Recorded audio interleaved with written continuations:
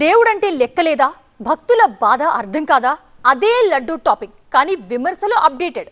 లడ్డు కల్తీ చేయడమే కాదు, తిరుమలను అపవిత్రం చేసిన వైసీపీ భక్తుల బాధను అర్థం చేసుకోవడం లేదని, కనీసం క్షమాపణ చెప్పడం లేదని టీడీపీ విరుచుకుపడుతోంది. మరోవైపు అసలు తప్పు చేసిందే మీరు, ఇప్పటికీ తప్పు చేస్తున్నది కూడా మీరే. టీడీపీ నేతలే భక్తులకు క్షమాపణ చెప్పాలంటున్నారు వైసీపీ నేతలు. కూటమి పాలనలో నెయ్యి స్కామ్ జరిగిందన్నారు వైసీపీ నేత సజ్జల రామకృష్ణారెడ్డి. అధ్యక్ష, 235 కోట్ల రూపాయల దగా, 59 లక్షల కేజీల నెయ్యి, 20 లక్షల లడ్డూ ప్రసాదాలు, ఇంత ఘోరం జరిగితే హిందూ మత విధ్వంసానికి మీరు కారకులైతే కనీసం ఒక్క రోజైనా క్షమాపణ కోరారు అధ్యక్ష? హిందువులని క్షమాపణ కోరరు, వెంకటేశ్వర స్వామికి క్షమాపణలు చెప్పరు. టీడీపీ వైసీపీ మధ్య లడ్డూ గొడవ రోజురోజుకు ముదురుతోందే తప్ప తగ్గడం లేదు. టీడీపీ నేతలు ఒక పద్ధతి ప్రకారం నెయ్యి స్కామ్ చేస్తున్నారని ఆరోపించారు వైసీపీ నేత సజ్జల రామకృష్ణారెడ్డి. అంటే రోగం ఉందని క్రియేట్ చేసి భ్రమ కల్పించి మందు అమ్మకం చేసి దానికి డిమాండ్ క్రియేట్ చేసుకోవడము, ఎక్కడ లేని గిరాకీ, రూపాయలు 10 రూపాయలకు అమ్మడము ఎట్లయితే చేస్తుంటారో మార్కెట్లో, అది దేవుడి దగ్గర కూడా ఈయన చేశారనేది దీంట్లో బయటపడుతుంది. సో ఈయన స్కామ్ల చరిత్రలో, చంద్రబాబు నాయుడు గారి స్కామ్ల చరిత్రలో దీన్ని ఒక కలికితురాయనైతే అనొచ్చు. హిందూ భక్తుల మనోభావాల్ని చంద్రబాబు దారుణంగా దెబ్బతీశారన్నారు వైసీపీ నేత. ఇది మామూలు మనుషుల నుంచి కూడా ఎక్స్పెక్ట్ చేయనివి. ఒక ముఖ్యమంత్రి, 4వ ముఖ్యమంత్రి, సీనియర్ మోస్ట్ లీడర్, నిజంగా కూడా సీనియర్ మోస్ట్ లీడరే ఇప్పుడున్న వాళ్ళలో చంద్రబాబు నాయుడు గారు.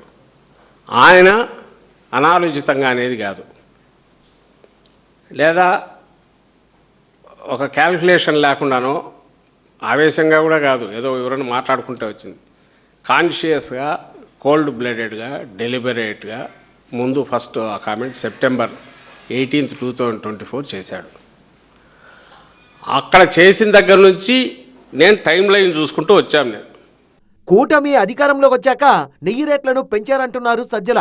ఈయన స్టేట్మెంట్ ఇచ్చిన దగ్గర నుంచి ఈ గవర్నమెంట్ వచ్చాక ఫస్ట్ది మీరు చూస్తే నెక్స్ట్ దాంట్లో వస్తుంది. వీళ్ళ దగ్గర నుంచి వచ్చినాక సెప్టెంబర్తో మొదలు పెడితే 25 అక్టోబర్ వచ్చేసరికి 104% రేట్ పెరిగింది.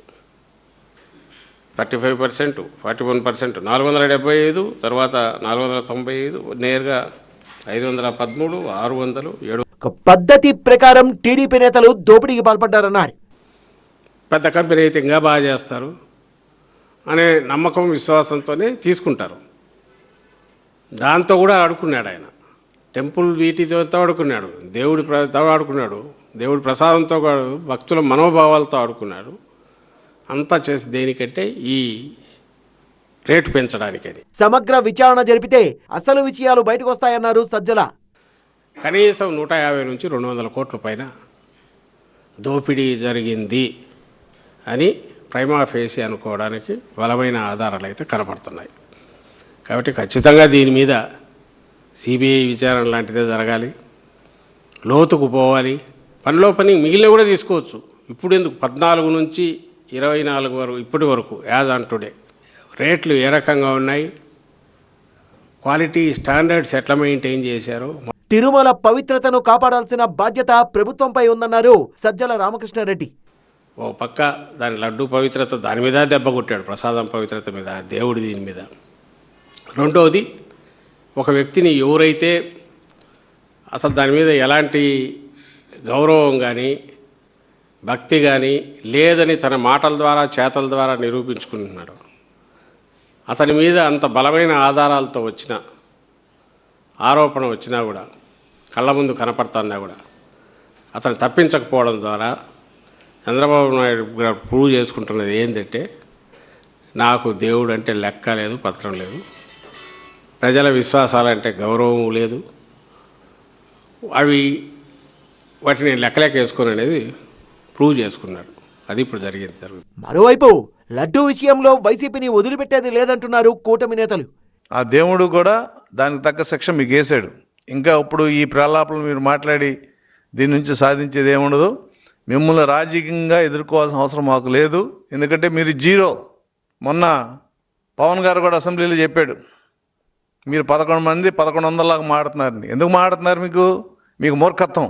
ఇటువంటి ప్రలాపనలు చేయొద్దని, మీకు నెయ్యి మీద ఇంకేదైనా టెక్నికల్ డేటా కావాలంటే ఏ నెయ్యి ఎంత రేటు ఉంటుంది, ఎందుకు కొంటున్నాము, దేని వాడతారు, ఆ టెండర్స్ రికార్డ్ అంతా కూడా మీకు కావాలంటే మీ ఇంటి అడ్రస్ చెప్తే మేము పోస్ట్ చేస్తాం.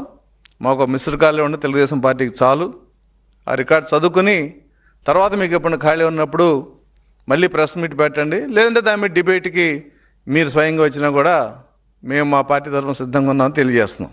ఏకసభ్య కమిషన్ దర్యాప్తు కొనసాగుతుందంటున్నారు.